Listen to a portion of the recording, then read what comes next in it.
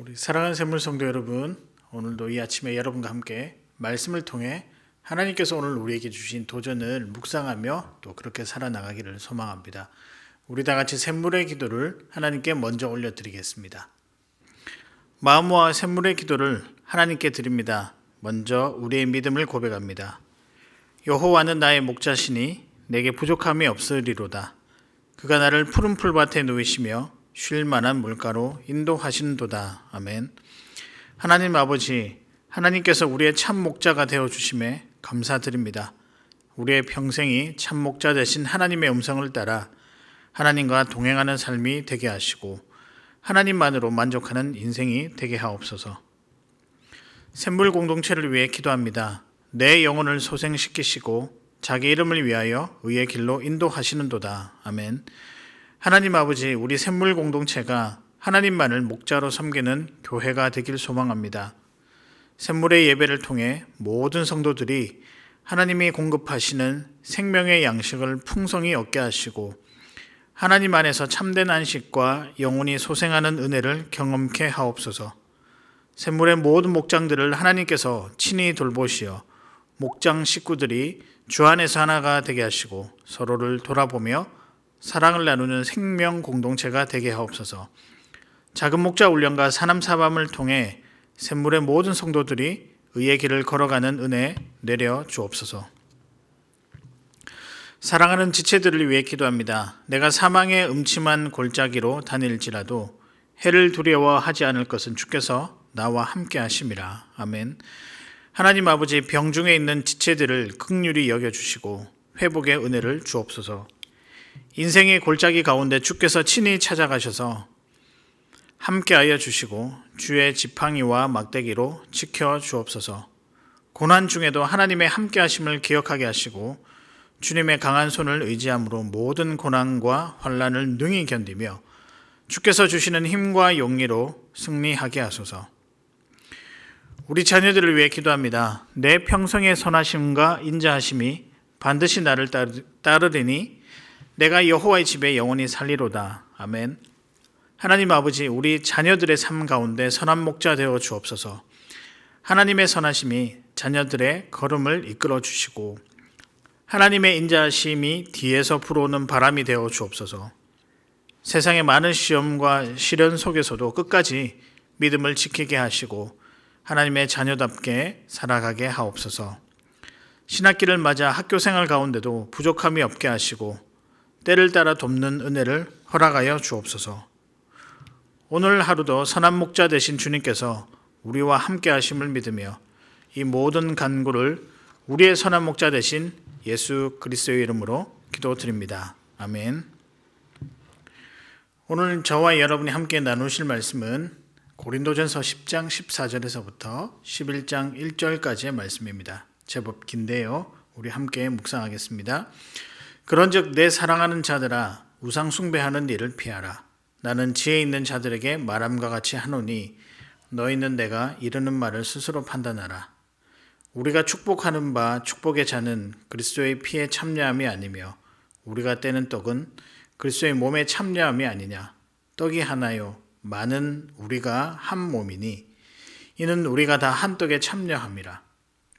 육신을 따라 난 이스라엘을 보라. 제물을 먹는 자들이 제단에 참여하는 자들이 아니냐. 그런즉 내가 무엇을 말하느냐. 우상의 제물은 무엇이며 우상은 무엇이냐. 무릇 이방인이 제사하는 것은 귀신에게 하는 것이요 하나님께 제사하는 것이 아니니 나는 너희가 귀신과 교제하는 자가 되기를 원하지 아니하노라. 너희가 주의 잔과 귀신의 잔을 겸하여 마시지 못하고 주의 식탁과 귀신의 식탁에 겸하여 참여하지 못하리라. 그러면 우리가 주를 노여워하시게 하겠느냐? 우리가 주보다 강한 자냐? 모든 것이 가하나 모든 것이 유익한 것은 아니요 모든 것이 가하나 모든 것이 덕을 세우는 것은 아니니 누구든지 자기의 유익을 구하지 말고 남의 유익을 구하라. 무릇 시장에서 파는 것은 양심을 위하여 묻지 말고 먹으라. 이는 땅과 거기 충만한 것이 주의 것임이라. 불신자 중 누가 너희를 청할 때 너희가 가고자 하거든 너희 앞에 차려놓은 것은 무엇이든지 양심을 위하여 묻지 말고 먹으라. 누가 너희에게 이것이 재물이라 말하거든 알게 한 자와 그 양심을 위하여 먹지 말라. 내가 말한 양심은 너희의 것이 아니요 남의 것이니 어찌하여 내 자유가 남의 양심으로 말미암아 판단을 받으리요. 만일 내가 감사함으로 참여하면 어찌하여 내가 감사하는 것에 대하여 비방을 받으리요. 그런즉 너희가 먹든지 마시든지 무엇을 하든지 다 하나님의 영광을 위하여 하라. 유대인에게나 헬라인에게나 하나님의 교회나 거치는 자가 되지 말고 나와 같이 모든 일에 모든 사람을 기쁘게 하여 자신의 유익을 구하지 아니하고 많은 사람의 유익을 구하여 그들로 구원을 받게 하라. 내가 그리스도를 본받는 자가 된 것 같이 너희는 나를 본받는 자가 되라. 아멘. 오늘 저와 여러분이 이 새벽에 나누실 말씀은 나의 삶이 하나님의 영광이 되길이라고 하는 제목입니다. 어떻게 사는 것이 하나님께 영광이 될까? 또 그런 삶은 어떤 삶일까라는 것에 대한 묵상인데요. 우리가 기도할 때 보면 이렇게 기도할 때가 있습니다. 하나님, 우리가 하나님의 영광이 되기 원합니다. 또 대표 기도를 하시는 분들의 기도를 들어보면 우리가 드리는 예배가 하나님 또 영광 받으시길 바라며 또 하나님 홀로 영광 받으신 그 역사가 있길 원합니다라고 이렇게 기대할 때가 있습니다. 하나님의 영광이 뭘까요? 이런 기도를 드리고 나면 이런 하나님의 놀라운 그 웅장하심과 그 위대하심에 우리가 참 찬양해야 되겠고, 하나님이 펼쳐놓으신 여러 위대한 사역들에 우리도 동참하여서 우리도 부족하지만 참 하나님의 영광이 되고 싶다라고 하는 도전을 느낄 때가 있습니다. 만약에 그렇게 이 기도처럼, 이런 기도의 고백처럼 살아갈 수만 있다면 우리는 하나님의 영광을 위하여 날마다 살아가는 도전, 그 일을 평생 한다고 해도 아깝지 않을 만큼 사실 귀한 일이라고 생각을 합니다. 여기서 의문이 하나 듭니다. 그렇다면 하나님의 영광이 무엇인가? 도대체 어떤 의미기에 이렇게 우리가, 성도인 우리가 하나님의 영광을 위해서 살아야 하고 하나님의 영광을 위하여 도전받고 또 지내야 하는가? 존 파이퍼라고 하는 목사님께서 이 하나님의 영광에 대해서 이렇게 설명했습니다. 하나님의 본질적 가치와 아름다움과 위대하심과 수많은 온전하심이 외적으로 비치는 것이다. 말이 굉장히 어렵지 않습니까? 아무리 생각해도 참 어려운 것 같습니다. 제가 이 문구를 간단히 요약을 해보았는데, 하나님의 만족 내지 하나님의 기쁨, 하나님의 영광이 무엇이냐? 하나님이 만족하시고 하나님이 기뻐하는 것이 하나님의 영광이다라고 이렇게 압축해서 요약해 보았습니다. 하나님께서 하신 일과 그의 백성된 교회가 하는 모든 일이 하나님께 기쁨이 된다면 그것이 하나님께 영광이요, 또 하나님이 그런 일들을 기뻐하시고 받으신다는 것입니다. 그래서 여러분, 오늘 이 시간 저와 여러분이 나누실 때 그럼 도대체 우리가 하는 어떤 일이 하나님을 기쁘시게 하는가? 그래서 나중에 이 일이 하나님께 영광이 되는가? 우리 한번 말씀을 두고 같이 묵상하시면서 오늘 하루만큼은 내가 하나님의 기쁨이 되어야 되겠다, 도전받고 살아가시는 여러분 되시기를 진심으로 소망합니다. 어떻게 하는 것이 하나님께 기쁨이 되는 것일까요? 첫 번째입니다. 매 순간을 하나님과 함께 하는 것입니다. 매 순간을 하나님과 함께 하는 것입니다. 자고 일어나도 하나님 생각이 나고, 어떤 문제 앞에서 우리가 무릎 꿇고 기도하며 하나님께 아뢰는 다소 누군가 기계적이다라고 평가할 만큼 딱딱해 보이지만 사실 이렇게 하는 것이 매 순간 하나님과 함께하는 신앙생활의 모습이라는 것이죠. 기계적인 것 같아 보여도 마음 한구석에 하나님께 모든 것을 아뢰고 하나님께 답을 구하고자 하는 하나님께 마음이 가 있는 그것, 이것이 하나님을 기쁘시게 한다는 것입니다. 우리가 살아가면서 여러 문제에 대한 답을 잘 얻을 때도 있고 또 그렇지 못할 때가 있습니다. 어떤 경우에는 하나님의 뜻을 너무 쉽게 알아서 어떤 결정을 하거나 선택을 하는데 별로 어려움이 없을 때가 있습니다. 그러나 상황이 너무 모호하고 결정 내리기가 애매해서 과연 이 상황 가운데 하나님의 뜻은 무엇인가 결정 내리기가 쉽지 않을 때가 있습니다. 물론 그때그때 주시는 하나님의 마음을 따라서 결정했고 또 그것이 나의 믿음에 근거한 결정이다라고 판단하며 또 그것에 감사하며 나아가기도 하지만, 이런 애매모호한 상황이 너무 많을 때는 그때그때 주어지는 상황에 따라 결정하는 것, 그래서 하나님의 뜻은 이것이다라고 일반화시키기가 어려울 때가 종종 우리 가운데 있다라는 것입니다. 근데 여러분, 우리가 왜 애매모호하고 또 결정하기 어려울 때 이런 순간들, 이런 일들이 우리에게 왜 좀 자주 다가오는가, 제가 조금 깊이 묵상을 해보니까 아마 근원적인 문제가 한 가지 있음을 발견하게 되었습니다. 그 문제는 무엇이냐? 생각외로 우리가 어떤 우리 주변에 일어나는 여러 가지 고난과 여러 가지 일들에 대한 해답을 하나님으로부터 찾는 것에 많이 주저하고 있다라는 생각이 들었습니다. 어떠한 일이 주어졌습니다. 이 일을 해결을 해야 됩니다. 먼저 하나님 앞에 먼저 나가는 것이 아니라 계산하고 생각하고 자기의 예전의 경험들을 끄집어내서 대조대표해보고, 그리고 여러 사람들의 이야기를 듣고 난 후에 이것이 과연 하나님의 뜻인가 서로 맞추어 보기 때문에 오히려 더 헷갈리고 혼란이 가중된다는 것입니다. 결국 하나님께 먼저 찾는, 매 순간 하나님과 동행하는 삶의 모습이 없기 때문에 이런 일이 생긴다는 것입니다. 여러분, 우리가 아마 이렇게 하는 것이, 이런 상황 가운데서 이 다윗이 우리에게 보여주었던 아침마다 묵상하고 아침마다 기도했던, 다소 고루해 보이기도 하고 기계적인 것 같아 보이기도 하지만, 이렇게 매 순간 하나님께 묻고 나가는 그 행위와 그 과정들을 통해 하나님이 우리의 모든 삶들을 기뻐 받으시고 하나님이 만족해 하신다는 사실을 우리가 잊지 말아야 할 것입니다. 본문에 언급된 일도 마찬가지인데요. 고린도 교회에 그리스도인들이 우상의 제물을 먹는 것이 맞냐, 합당하냐, 또 제물로 사용된 것을 알고 먹느냐, 그렇지 않느냐, 또 불신자가 너희를 위해서 차려놓은 상을 먹을 때 그 어떤 상의 음식들이 제물로 바쳤던 것임을 내가 알았을 때, 그리고 양심에 어떤 우리가 이것을 거리꼈을 때 어떠한 행동을 하는 것이 옳은 것인가, 여러 상황들이 소개가 되어 있습니다. 이런 상황 가운데 어떻게 해야 하는 것도 사실 중요합니다. 근데 더 중요한 것을 사실 오늘 본문을 통해서 알려주고 있는데요. 무엇이냐면 우리가 어떤 사람인가, 그것을 묻고 있는 것입니다. 우리는 어떤 사람일까요? 매 순간 하나님과 함께하는 성도라고 분명히 말씀드릴 수가 있습니다.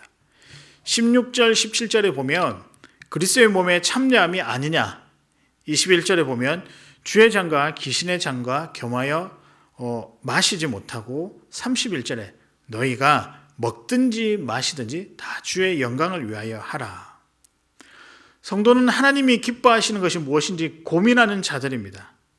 매 순간 하나님과 함께하는 것이 하나님께 영광이요 기쁨이 되는 일입니다.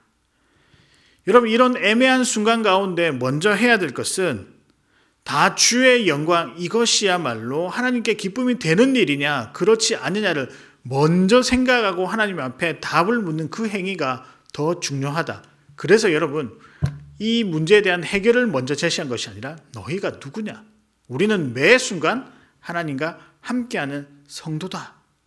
이것이, 이 태도야말로 하나님이 기뻐하시는 모습이라고 생각을 합니다. 여러분, 하나님은 우리가 그분과 또 하나님과 가까이 하기를 원하십니다. 그렇기 때문에 자녀와 그 다음에 하나님 우리의 주인과 종, 너무나도 뗄래야 뗄 수 없는 밀접한 관계 가운데 있을 때 중요한 것은 서로가 이 밀접한 관계 안에서 서로의 상황을 잘 알고 있느냐 없느냐입니다. 내가 만약 힘들어졌을 때 누군가가 제일 먼저 다가갈 수 있는 사람이 있다면 그 사람은 그 사람에게 굉장히 소중한 사람입니다. 마찬가지로 우리에게 여러 가지 신앙의 문제든 그렇지 않은 모든 문제들 가운데 내가 문제를 맞닥뜨리면 먼저 달려갈 수 있는 그분이 하나님이라면, 매 순간 하나님과 함께하는 것을 최우선으로 삼고 있다고 한다면, 이런 모습을 보시고 우리 하나님은 어떻게 하실까요? 기뻐하실 것이라고 생각을 합니다. 사랑하는 여러분, 매 순간 하나님과 함께하는 여러분 되시기를 바랍니다. 어떻게 하는 것이 하나님을 기쁘시게 하는가? 하나님의 기쁨이 될까요? 두 번째는 남의 유익을 위하여입니다. 내가 아닌 다른 사람의 유익을 위해서 살아가는 자가 하나님의 기쁨이 된다라고 말을 하고 있습니다. 그러기 위해서는 우리가 무엇이 필요하죠? 배려가 필요하죠. 배려는 내 입장에서 생각하는 것이 아니고 상대방의 입장에서 생각하는 것이라고 저희 아내가 누누이 잔소리같이 이야기를 하곤 했었습니다. 맞는 것 같습니다. 우리는 생각보다 자신의 위주로 생각하기 원하고 자신의 위주로 일이 돌아가기를 원하지 남이 중심으로, 남이 높임을 받고 남이 유익을 받는 일에는 굉장히 인색하다는 것을 자주 깨달을 때가 있습니다. 오늘 본문 23절에서 32절까지 우상의 제물의 음식을 그리스도인이 먹는 것이 맞느냐, 그렇지 않느냐에 대한 논쟁을 계속해서 벌이고 있습니다. 사도 바울이 여기서 아주 중요한 원리 하나를 제시를 하고 있는데요. 그 원리는 무엇이냐? 이 모든 행위가 남의 유익을 위하는 것이냐라고 먼저 물어보고 있다는 것입니다. 만약 정성껏 대접한 그 음식이 우상 제물에 사용된 것임을 알았을 때 행여나 그것을 거부한다면, 또 우리가 거부한다고 했었을 때 대접하는 사람의 마음이 어떻겠습니까? 물론 우리가 이런 우상의 음식을 어느 정도 알았다라고 했었을 때는 지혜롭게 정중하게 이야기하는 것도 필요하겠죠.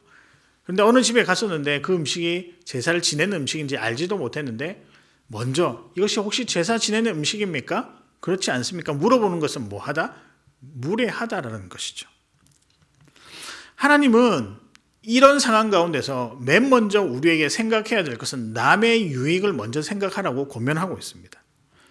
남을 위한 마음 안에 행여나 그 마음으로 인해 하나님께로 돌아올 수 있는 구원의 능력이 그 안에 포함되어 있기 때문에 남의 유익을 먼저 구해라라고 말씀하고 있습니다. 물론 제물에 바치는 음식을 구분하는 것도 참 좋은 신앙의 모습이지만 사람의 마음이 불편해지거나 마음이 상하게 되는 것, 그것 또한 하나님이 원하시는 모습은 아니라고 생각합니다. 왜냐하면 하나님은 어떤 영혼이든지 다 귀하게 여기시는 분이시기 때문입니다. 근데 사실 우리는 이미 하나님 안에서 자유하기 때문에 무엇을 먹든 별 상관이 없는 것 같습니다. 그리고 의식할 필요도 없습니다. 그렇기에 잘 대접하면 맛있게 잘 먹고 감사하다고 표현하면 될 것입니다. 우리는 이미 거칠 것이 없는 자유자로 부른 하나님의 백성입니다. 31절의 말씀과 29절, 31절의 말씀은 29절과 30절에 근거해서 성도의 삶은 이미 자유하기 때문에 모든 것이 하나님 은혜 안에 있으니 그 자유함을 믿고 행하라라고 우리가 해석해도 될 것입니다. 이미 성도인 우리가 믿지 아니한 사람들을 하는 배려, 그 사랑, 그 단계로 나아갈 것이 더 중요하다라고 바울은 가르치고 있습니다. 여러분, 예수님 시대의 바리새인들을 한번 보십시오. 그들은 율법에 얽매여 다른 사람들을 올가매거나 참 불편하게 했었습니다. 그 안에 하나님은 없고 그들의 전통, 그들의 욕심만 있을 뿐입니다. 그러고 보니까 성경을 잘 살펴보니까 이 바리새인들 뿐만 아니라 유대인들, 율법에 아주 열심을 내었던 사람들, 그 사람들의 말과 그 사람들의 행동에 보면 다른 사람을 향한 이 구원을 향한 노력이 전혀 보이지 않는 것을 제가 이번에 새롭게 깨달았습니다. 다른 사람의 어떤 구원에 대해서는 관심이 없고 오로지 혼내고 질책하는, 그들이 가진 율법을 지키는 것, 결국 자기 욕심이라고 말씀드릴 수 있겠죠. 자기 욕심을 위하여 살아가는 것, 그래서 시장 어귀에 서서 기도하는 것, 남에게 보이도록 기도하는 것 등 남을 향한 배려는 없고 자기를 향한 유익만 그들에게 있을 뿐입니다. 이런 사람들을 예수님께서는 뭐라고 했습니까? 독사의 자식들아, 그리고 저주받을 사람들이라고 아주 강하게 이야기를 하고 있습니다. 다른 말로 하면 이 사람들은 하나님의 기쁨이 되지 못한다는 것입니다. 그들의 행위를 통해 하나님께 영광이 되지 못한다라고 이야기를 하고 있습니다. 남의 유익을 구하는 것이 하나님의 기쁨이자 그것이 영광된 삶입니다. 꼭 기억하시고 오늘 하루 남에게 관심을 많이 가지시는 우리 사랑하는 성도 여러분 되시기를 바랍니다. 마지막입니다. 하나님의 기쁨은 어떻게 하는 것일까요? 마지막은 나의 순종입니다. 그것이 영광된 삶이고 그것이 하나님의 기쁨이 됩니다. 꼭 기억하시고 순종하는 여러분 되시기를 소망합니다. 하나님의 영광, 하나님이 언제 가장 기뻐하실 때일까 쭉 한번 좀 깊이 고민을 해보았는데요. 나를 버리고 온전히 내 삶을 하나님으로 채우는 것. 어떻게 하면 이런 상태가 될 수 있을까라고 좀 더 고민해 보니까 그것은 하나님께 전적인 순종을 할 때라는 것을 깨닫게 되었습니다. 여러분 11장 1절의 말씀을 한번 보실까요? 내가 그리스도를 본받는 자가 된 것 같이 너희를 나를 본받는 자가 되라고 이야기를 하고 있습니다. 누가 한 이야기일까요? 사도 바울이 고린도 교회를 향해서 이야기를 하고 있습니다. 그런데 여러분 혹시 이렇게 좀 표현하면 어떨까요? 너희가 그리스도를 본받아라 이렇게 하면 되는데 왜 여기서 나를 본받는 자라 그렇게 이야기를 하고 있을까요? 바울이 자신을 모델로 삼아라고 그렇게 자랑할 만한 사람이 아니거든요. 본인이 또 자랑하는 것을 그렇게 원하는 것은 아닙니다. 그런데도 왜 본인을 이렇게 모델로 삼아라, 자신을 어떤 본보기로 삼고 본받으라고 이야기를 하고 있을까요? 바울의 삶을 우리가 한번 살펴보겠습니다. 그 삶을 한마디로 요약하면 무엇이라고 생각하십니까? 순종의 삶, 순종입니다. 유대인을 핍박하는 사람에서 복음을 위한 사람으로 획기적으로 변한 사람입니다. 그 획기적인 변화에 그가 순종하며 달려왔던 것입니다. 그래서 어떻게 되었습니까? 이 순종 하나 때문에 죽을 뻔도 하고 핍박받기도 하고 오해받기도 하고 미움을 사서 결국 나중에는 순교하지 않습니까? 그렇지만 바울의 이 순종을 통해서 어떤 일이 벌어질까요? 전 세계에 복음이 전해지는 놀라운 일이 벌어지게 된 것입니다. 하나님은 이 바울의 순종을 너무나도 기뻐하셨습니다. 고린도 교인에게 자신이 부족했지만 성령의 강권적인 은혜로 말미암아 순종했던 이 순종의 모습을 꼭 전달해 주고 싶었습니다. 그래서 여러분 11장 1절은 순종에 대한 사도 바울 자신의 간증입니다. 권면이라기보다는 간증이라고 표현하는 것이 훨씬 더 맞는 것 같습니다. 오직 하나님의 생각, 말씀, 그것이 머릿속에 가득 차 있다면 행여나 그런 삶 한번 살고 싶지는 않습니까? 전적인 순종으로 인하여 나는 사라지고 하나님만 드러나는 삶, 그런 삶을 살 수만 있다면 여러분 시간과 물질을 투자해서라도 또 우리의 모든 열정을 투자해서라도 혹시 한번 그 길을 걸어보고 싶지는 않습니까? 여러분 이런 모습을 하나님께서 너무나도 흐뭇하게 생각하시고 기뻐하십니다. 하나님은 순종하는 바울을 통해 복음의 확장이라고 하는 놀라운 하나님의 계획을 이루시고 너무나도 기뻐하셨습니다. 사랑하는 여러분, 나의 순종입니다. 나의 순종을 하나님께서는 기뻐 받으신 줄 아시고 오늘 하루 말씀을 통해 부어지는 이 메시지에 순종하며 살아가시는 여러분 되시기를 바랍니다. 이제 말씀을 정리하겠습니다. 오늘의 말씀은 하나님께 영광, 하나님께 기쁨이 되는 것은 어떤 것인가? 첫 번째입니다. 매사에 하나님과 함께하는 것. 두 번째는 남의 유익을 구하는 것. 내가 아닌 다른 사람의 유익을 위해서 살아가는 것이 하나님의 기쁨이 된다라고 이야기를 하고 있습니다. 마지막은 나의 순종입니다. 조금 더 붙이자면 나의 자발적인 순종입니다. 저는 그리스도의 향기라는 말을 굉장히 좋아합니다.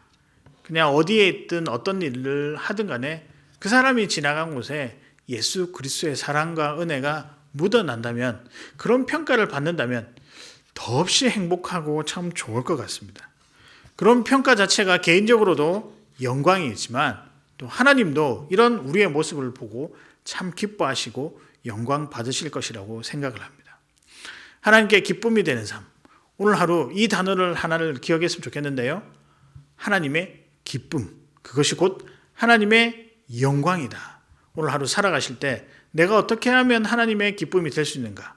앞서 말씀드린 여러 가지 내용들을 기억하시면서 그 말씀 가운데 오늘 살아가시는 우리 사랑하는 성도 여러분 되시기를 주님의 이름으로 축복합니다. 이 시간 함께 기도하실 때요. 이렇게 기도했으면 좋겠습니다. 하나님, 제가 참 잘 순종하는 자 되고 싶습니다. 내가 순종하기를 원합니다. 제 이름이 순종이었으면 좋겠습니다. 라고 순종하기를 도전하는 마음으로 여러분 이것을 위해서 기도해 주시고요. 두 번째는 코로나가 너무 많이 퍼져 있습니다. 우리 건강들을 잘 지켜나갈 수 있도록 기도해 주시고, 마지막 세 번째는 다가오는 주일 예배, 하나님이 기뻐하시고 하나님이 영광 받으시는 거룩한 예배 드릴 수 있도록 이 예배를 위해서 기도하시고 자유롭게 돌아가도록 하시겠습니다.